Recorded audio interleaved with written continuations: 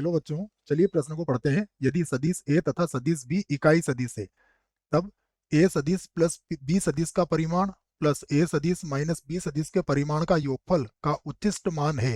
विकल्प दिया गया है 2, 4, 2 वर्गमूल 2 वर्गमूल 2। प्रश्न को हल करेंगे उसके पहले हम मुख्य अवधारणा लिखेंगे। तो यहाँ से लिख लेते हैं हम प्रश्न के लिए मुख्य अवधारणा। मुख्य अवधारणा में हम प्रश्न को किस प्रकार से हल किया जाएगा इस बात पर चर्चा करेंगे, और उसके लिए जिन सूत्रों का प्रयोग करेंगे उन्हें भी यहाँ पर हम लिखेंगे। सबसे पहले हम लिखने वाले हैं कि यदि ए सदिश डॉट बी सदिश का हमें मान ज्ञात करना है, तो ये होता है ए सदिश का परिमाण बी सदिश का परिमाण कॉस थीटा। कॉस थीटा जो है वो ए और बी के मध्य का कोण होता है। और यदि हमें ए सदिश डॉट ए सदिश का मान ज्ञात करना है, तो ये हो जाएगा ए सदिश के परिमाण के वर्ग के बराबर। अब हम चलते हैं प्रश्न की ओर। तो हमें कहा गया है ए तथा बी इकाई सदिश है, तो यहां पर हम इस बात को लिख लेते हैं कि यदि यदि ए सदिश तथा बी सदिश इकाई सदिश हैं, इकाई सदिश है, यदि इकाई सदिश है तो इनका जो परिमाण होगा वो एक के बराबर होगा। अर्थात ए का परिमाण बी का परिमाण ये दोनों ही किसके बराबर होंगे? एक के बराबर होंगे बच्चों। तो ये तो समझ में आ गया हमारे। अब सबसे पहले हम क्या ज्ञात करेंगे? ए प्लस बी के परिमाण का को ज्ञात करेंगे। तो हम जानते हैं ए प्लस बी का परिमाण का जो वर्ग होगा वो किसके बराबर होगा? ये बराबर होता है, मैं इसको पूरा समझा के लिख देता हूँ। ये सबसे पहले हम ए प्लस बी और डॉट लिख सकते हैं इसको ए प्लस बी, जो सूत्र मैंने आपको मुख्य अवधारणा में भी लिखवा दिया। अगर आप इसको लिखना चाहें तो इस ए डॉट ए, ये ए के परिमाण का वर्ग हो जाएगा। उसके बाद बी डॉट बी, बी के परिमाण का वर्ग हो जाएगा।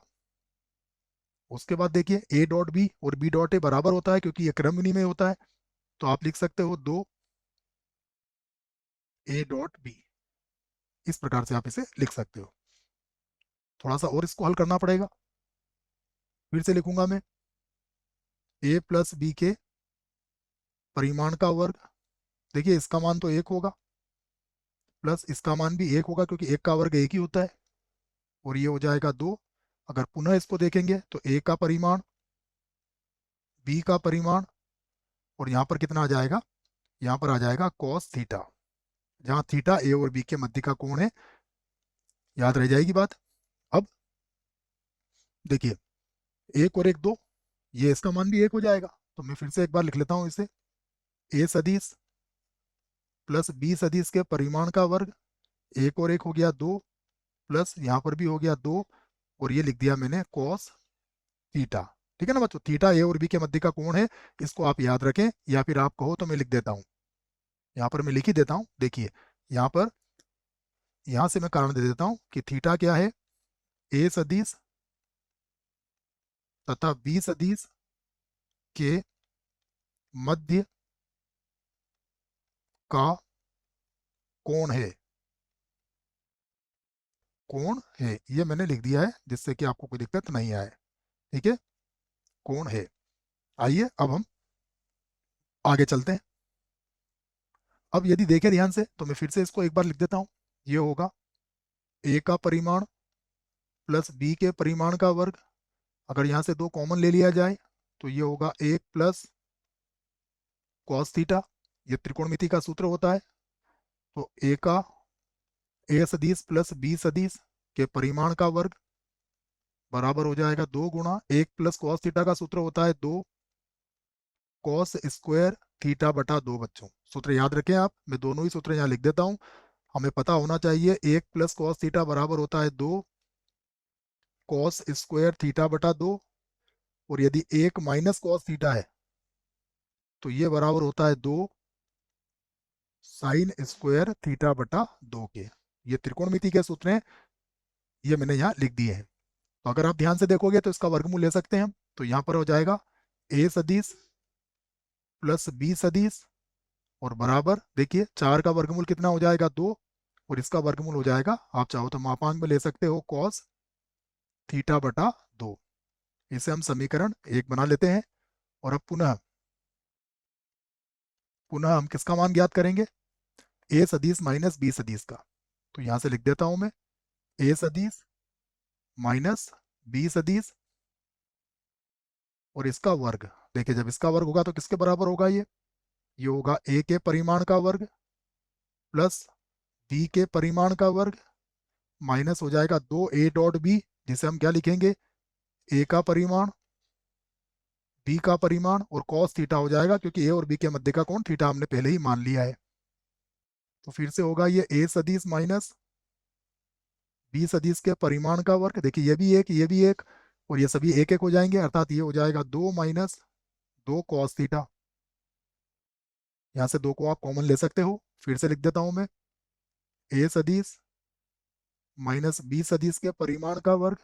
2 कॉमन निकालेंगे तो 1 माइनस कॉस थीटा। सूत्र देखिए, 1 माइनस कॉस थीटा किसके बराबर होता है? ये हो जाएगा 2 साइन स्क्वायर थीटा बटा 2 के। हम इसका वर्गमूल ले सकते हैं।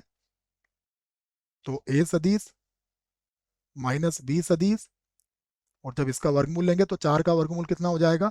4 का वर्गमूल हो जाएगा 2, और मापांक में लिख देंगे हम साइन थीटा बटा 2, जिसे हम समीकरण 2 बना सकते हैं। अब अब देखिए, हमें जो मान ज्ञात करना है मैं उसे भी यहाँ पर लिख देता हूँ।